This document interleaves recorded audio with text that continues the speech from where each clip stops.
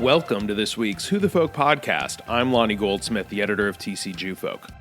This week I talk with Robert Dorfman, the new director of Wellsprings and new play development at Six Points Theater in St. Paul.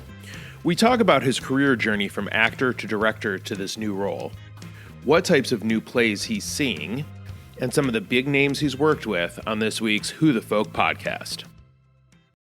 But before we get started, be sure to check out some of the other podcasts Jewfolk produces, like The Jews Are Tired, where Lev Gringows takes a deep dive into Jewish news.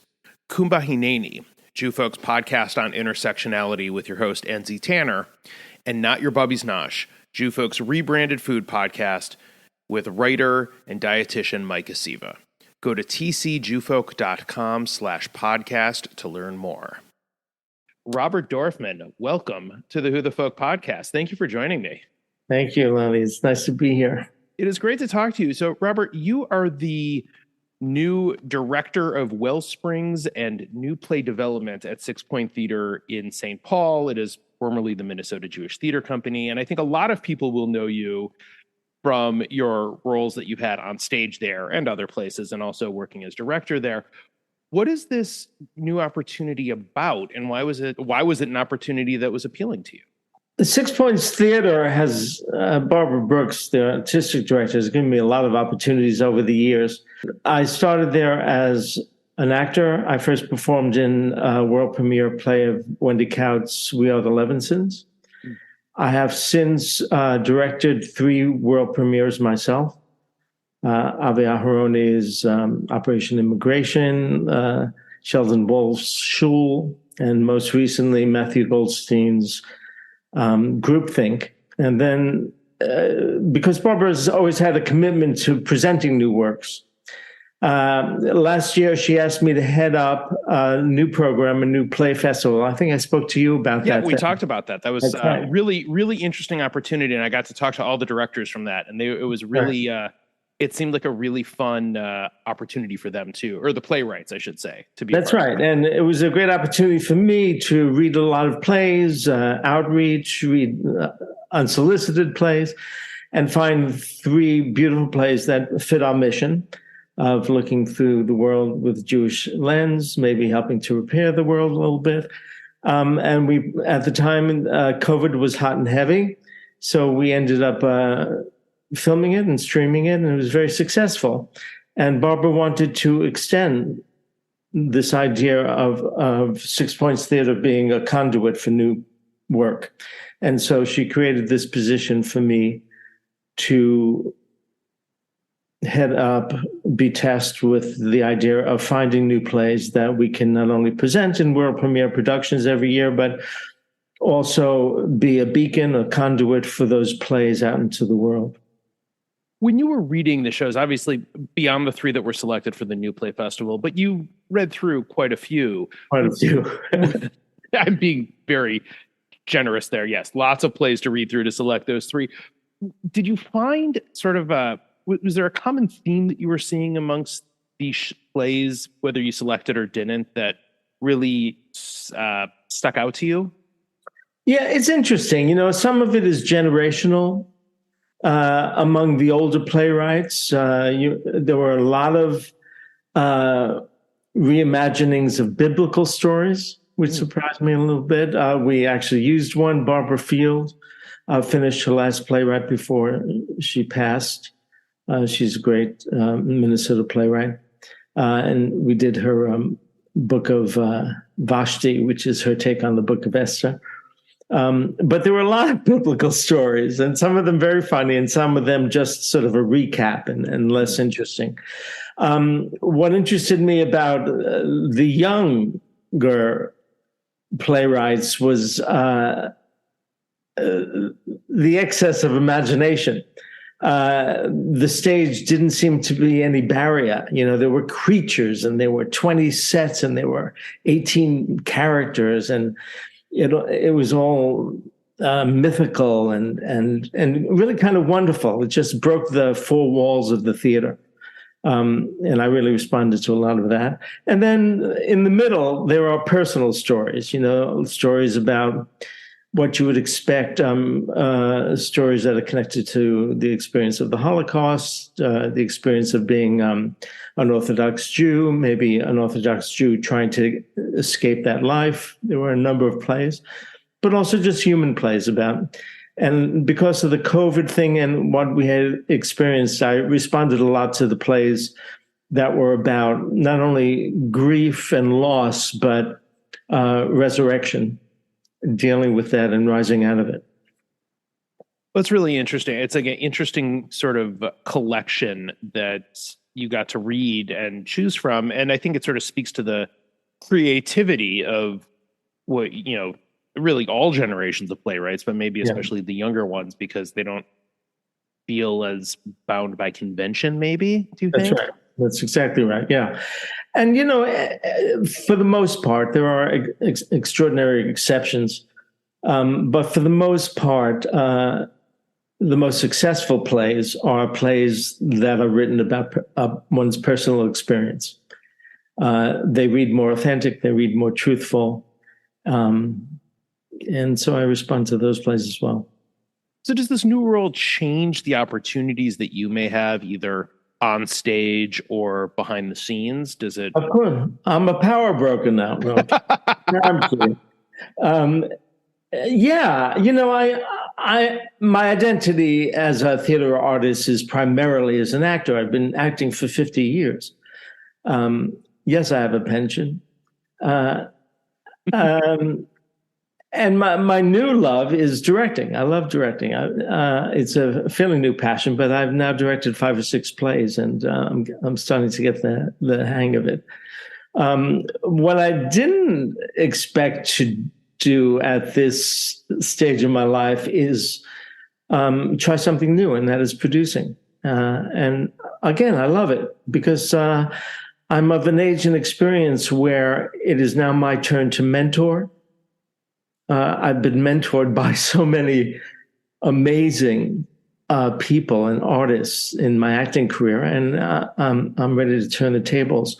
So giving new playwrights an opportunity to realize their imaginations and their writing on a stage is my way of giving back. Do you feel a responsibility? That's obviously maybe a heavy or slightly loaded word, but is there a responsibility to you as somebody who's been in the game for that long and been mentored for you to then pass on some of that knowledge to those coming up? Yeah.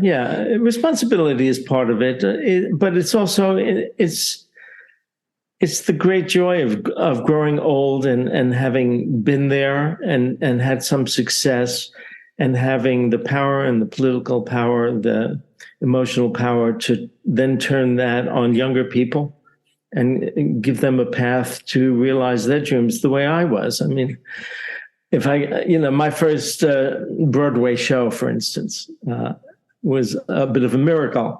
But I auditioned for the great Jewish director, Mike Nichols, and he put me in my first Broadway show. And I was learning on my feet, and boy, did I learn, and it's been that way. I feel a little bit like that Woody Allen movie Zelig, that I've been very lucky, and I've been around a lot of very impressive people, and that's been my education. And I think I have an eye for talent. I have an eye for people who are focused and enlightened and joyful about their work. And I want to give that a spotlight. I want to give them the opportunity to realize their visions. I mean, look, if you can't learn from Mike Nichols working for him, I don't even know what you're doing. Like, that's right. Why bother? Right. I mean, he's one of the greats. Yes. Maybe the great, maybe the great. Yeah. He's incredible. It's like, if you can't learn and pick things up to pass on, that's right. Why are you doing it? I've been in rehearsal rooms with Tony Kushner and Paula Vogel and Andrew Bergman, Larry Kramer. It goes on, and that it's exactly what you say when you're collaborating with people that have that kind of enlightened vision. and the ability to express that succinctly and passionately, it just rubs off. It would have to, I would think. Yeah. So as in this new role as the director of Wellsprings, which is sort of the new play program at Six Points Theater, I know Barbara and I have talked over the years that the theater's been fortunate enough to have some really tremendous productions get to be world premieres. Yeah. What's the process like for you to, go from finding a play or somebody submits a play to developing it and working it through the process to get it ready for stage in Highland Park? Well, there's a variety of things. For instance, when we were doing the new play festival, we didn't really have the budget or the wherewithal to dramaturg a piece. So the play had to be ready to go. Sure. So that was one requirement, that with few fixes, that we could get it on stage and we can give it a production, at least a good stage reading, without using a lot of time and energy and resources to rewriting. With this program, the Wellsprings world premieres, we have the option of, first of all, commissioning a playwright to write a play for us, which we have done in the past, but also to nurture a play. The last play I directed that came out of the New Play Festival was Matthew Goldstein's Groupthink. And because he's an acquaintance of mine and a fairly new writer, I was able to work with him and dramaturg his play and get it ready. But that was even before we considered putting it in the festival, before the idea of the festival was born. So right now I'm looking for plays that have good bones, as they say. Sometimes plays are very are about the time they're written in, and sometimes those times pass by quickly, and a play can age quickly. Mm-hmm. But with a small adjustment, it could be written to be more au courant. Small things like that. I'm looking for a variety of plays, because once we choose a new play, we also have to put it in a season with other plays, and we want variety. So. Right. I want to have a comedy. I want to have a classic theme play. I want to have a schmaltz play, Well, and Matthew's play not only was it, part of the New Play Festival, it was then put on the stage to kick off the 22-23 season as well, right? That's right. It wasn't necessarily our intention of having a prize winner, so to speak. The right. 3 plays we chose had a stipend attached to them equally. Mm-hmm. But then when we decide, Barbara usually likes to start the new season with something a little outside the norm. And we had this very modern play, this political play, this millennial play, and we chose to do it, give it a full production. And it was, I heard it was fantastic. I did not get to see it, but I did.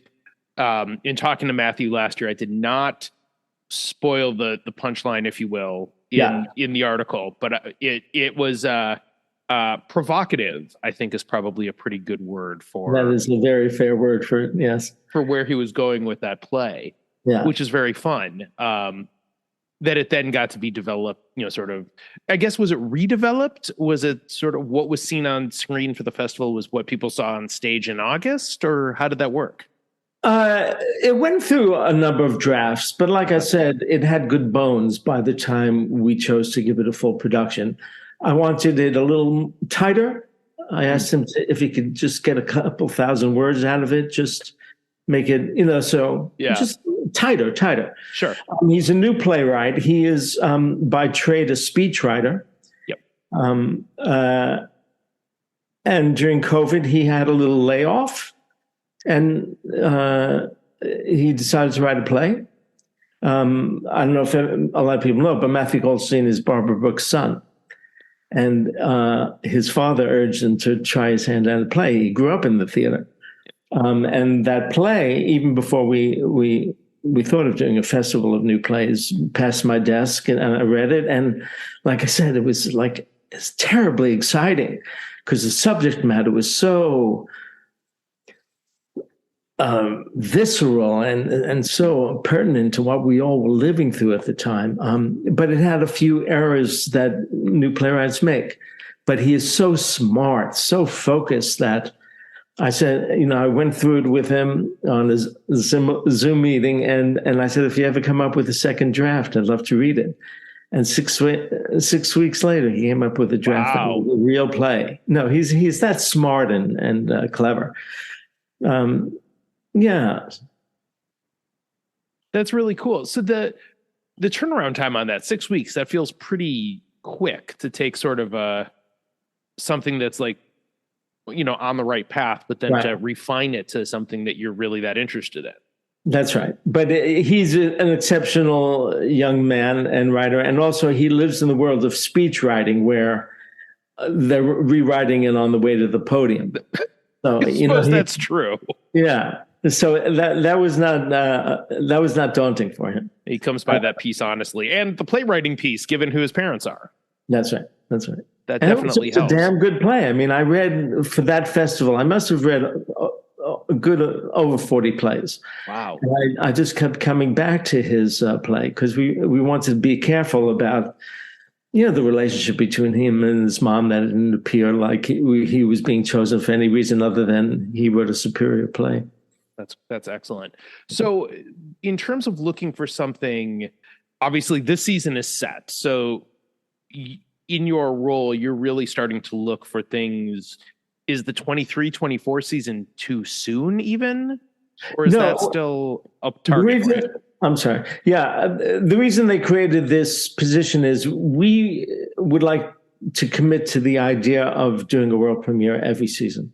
Wow. Yeah. It's not that we haven't up till now. We've done in her I think this is the 28th year of the theater. We've done at least a dozen world premieres, but we want to step that up. And also I am tasked with being outreach to other theaters. And once we produce these plays, sending them out into the world, and also taking plays from other theaters who have similar programs. Are there a lot of other theaters, particularly Jewish theaters, that have this type of position or offer this sort of opportunity to playwrights? There appear to be. There's a lot of theaters that aren't specifically Jewish, but have a large Jewish audience who are always looking to present plays that would become, that would reflect the people who come to see it. I've only just set up my email, and I'm amazed at the response. I had a text from a theater in Canada. I just spoke to a wonderful Jewish theater artist, Avi Hoffman, in Florida. I just this morning had a Zoom meeting with Wendy Kaut about her new play. It's thrilling. There's big theaters too. There's Theater J and some such Yiddish theaters, but it's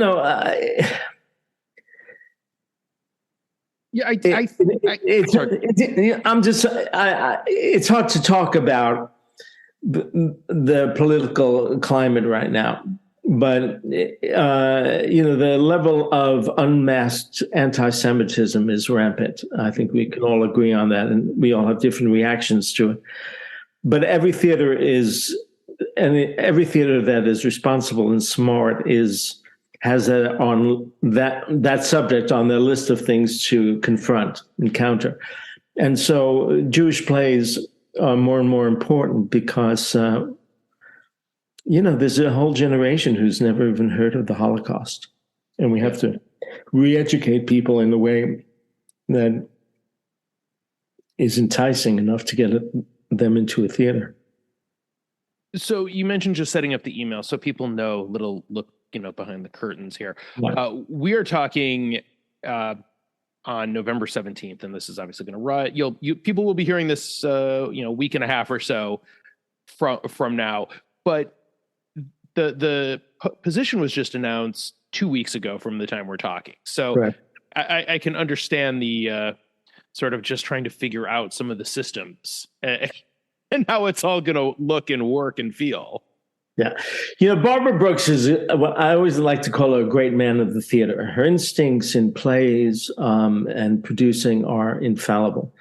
But she will admittedly say that she is a little shy of change. She likes a play that is written on paper, personally, when she reads it. And I am endeavoring to change that part of our process. I inherited a file cabinet filled with unsolicited manuscripts, which I'm going through and responding to every writer. That's also something I'm tasked with.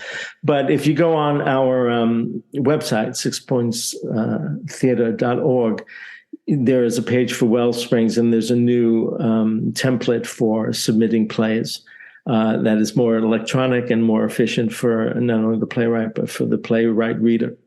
Well, excellent. Well, we will have a link to that in the show notes, because I'm hoping people listen to this and get inspired to either finish something they've been working on or take another shot at submitting something that maybe got lost in the wash somehow, because I'm sure that's the kind of thing that happens. That would be great. There are a lot. I have friends who are very popular and experienced, successful playwrights, and I've been speaking to them.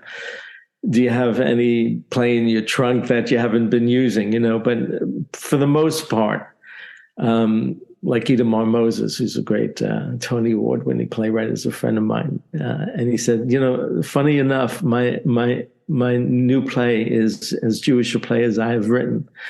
And he says, but I have a promise to the public next season, in New York. So my only point being is I am looking at the treasure trove of new playwrights, people who are less produced and for which a 6 Points production would be a brass ring. Yeah, and it was really interesting. I think most people who are going to listen to this who like the arts and care about the arts here in the Twin Cities know that, like, we have a huge per capita art scene yes. here in the Twin Cities. How do you think the 6 Points Theater sort of fits in with all of? I mean, we've no shortage of big name, shows coming through and theaters in town that are based here. How does 6 Points fit within that landscape? Well, it's interesting. As you know, your audience might know, is last year or the year before we rebranded the theater. We used to be the Minnesota Jewish Theater. Yep. And after a lot of consideration and research, we are now the 6 Points Theater. And one reason is when the theater was created, similar stories to Penumbra, let's say, or Theater Mu, people weren't telling our cultural stories. So we created theaters to tell those stories. Mm-hmm. Now everybody responsibly is telling everybody's story. I did, let's say, Indecent, Paul Vogel's Indecent at the Guthrie. It's a great expression of Jewish culture in there.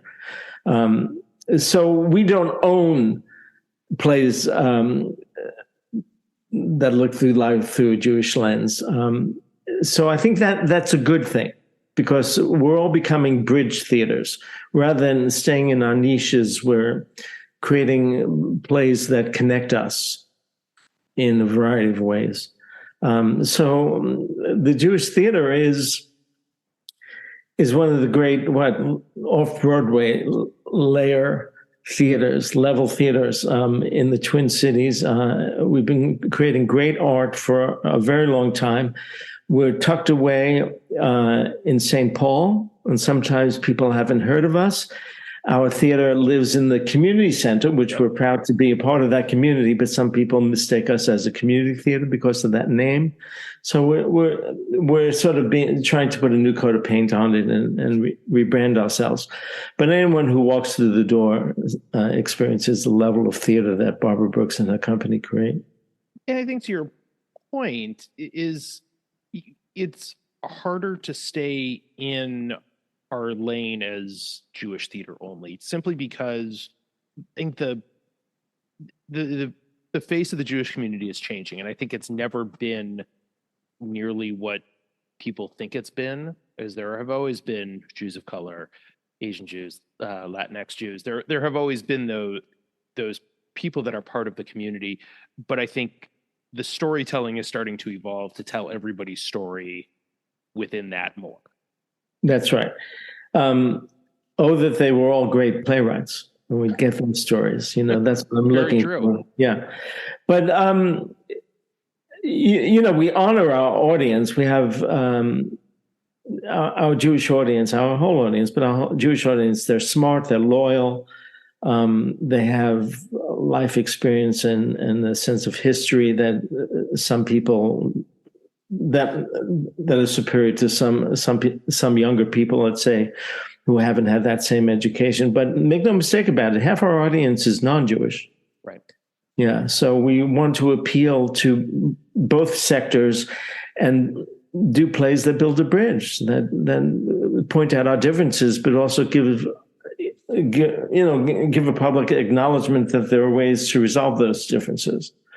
It's sort of like what I've said to people about kosher food and the kosher food scene, is that it can't just be a good enough restaurant for people who keep kosher. It's got to be a good enough restaurant for anybody to come and eat. Right. That's right. The same with the shows. Our community, we're not New York. Our community is not big enough to just appeal to the Jewish community. We have to produce art or food or plays or content that is appealing across the board. Correct. Yeah. And I think we do at 6 Points. I know we do. I've been involved in 6 or 7 productions now, and they were all highlights. We get beautiful, gifted actors. We have an amazing talent pool in this town, but the best of the best want to work on our stage because of the output. I think there's something relatable about a lot of the shows as well, that even though they're through a Jewish lens, there's something that somebody who's not Jewish could relate to, something in their lives through their religion, however you want to look at it. It's something that crosses paths that way. No, absolutely. And that it really is part of Barbara Brooks' genius. She has an instinct for that, something that is wholly Jewish and yet in part universal. Absolutely. Yeah. Absolutely. Well, Robert, last couple of questions, and we will let you get on to your file cabinet full of scripts to read. First, what is your favorite Jewish holiday? Oh, I identify more secularly as a Jew, religiously. So I would say offhand Rosh Hashanah, because I like celebrating. I like rebirth more than lamentation. Fair enough. Yeah. Absolutely. And what's your favorite Jewish food? Oh, that's a good question. I'll never turn away a good potato knish, but lately I've been dreaming of kreplach.